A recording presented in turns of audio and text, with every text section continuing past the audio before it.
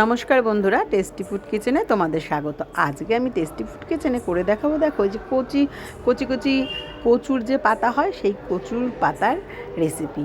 তো কোনো দিনও করিনি, ফার্স্ট টাইমই করছি বন্ধুরা। তোমাদের রেসিপি দেখাবো বলে ফার্স্ট টাইম কত কি করছি বন্ধুরা, আর কি বলবো, লাইক কমেন্টের জন্য কি করি, উফ সত্যি।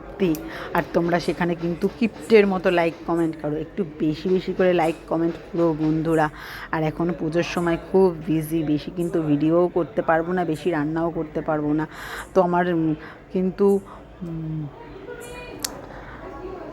রিচ কমে যাবে, তার জন্য কিন্তু তোমাদের একটু আমাকে দেখতে হবে, লাইক কমেন্ট বেশি করে করতে হবে। দেখো আমি কচু পাতাগুলো কুচিয়ে কেটে নিয়ে তারপরে কিন্তু এটাকে জল দিয়ে ভালো করে ধুয়ে নিয়েছি। বেশ কিছুক্ষণ কিন্তু ভিজিয়েও রেখেছিলাম। এখনকার বর্ষার জিনিস তো, তার জন্য কিন্তু অতি অবশ্যই বন্ধুরা বেশ কিছুক্ষণ ভিজিয়ে রাখবে এইসব রান্না করলে।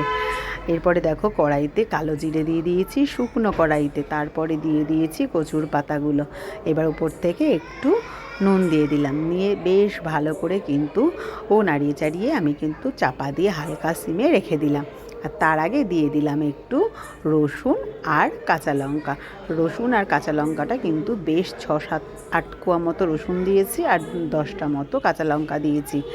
দিয়ে এবার কিন্তু এটাকে আমি হালকা স্টিমে চাপা দিয়ে রেখে দিচ্ছি। চাপা খোলার পরে দেখতেই পাচ্ছ বেশ কিন্তু অনেকটাই জল বেরিয়ে গেছে, আর পাতাগুলো কিন্তু বেশ ডিপ গ্রিন হয়ে গেছে হালকা গ্রিনের থেকে। এবার আমি কড়াইতে দিয়ে দিয়েছি পেঁয়াজ আর শুকনো লঙ্কা। বেশ ভালো করে পেঁয়াজ শুকনো লঙ্কাটা ভেজে এর মধ্যে আমি দিয়ে দিলাম চিংড়ি মাছ। জাস্ট কিন্তু বন্ধুরা খেতে যা হয়েছিল না, একদম ফাটাফাটি। এটা দিয়েই কিন্তু আমি সেদিনকে এক থালা ভাত খেয়ে নিয়েছি। এই রেসিপিটা তো যে বন্ধুরা তোমরা বাড়িতে করো, তোমাদের কিন্তু ভাত কম করবেই দুপুরে খাবার টেবিলে।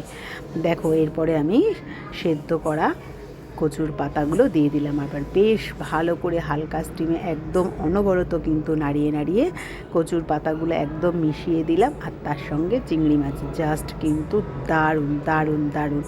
আমার রেসিপিটা বন্ধু তোমাদের ভালো লাগলে অতি অবশ্যই কিন্তু লাইক কমেন্ট করো। ফেসবুক থেকে দেখলে পেজটা ফলো করে দিও, আর ইউটিউব থেকে দেখলে একটা সাবস্ক্রাইব করে রেখো নতুন ভিডিও পাওয়ার জন্য।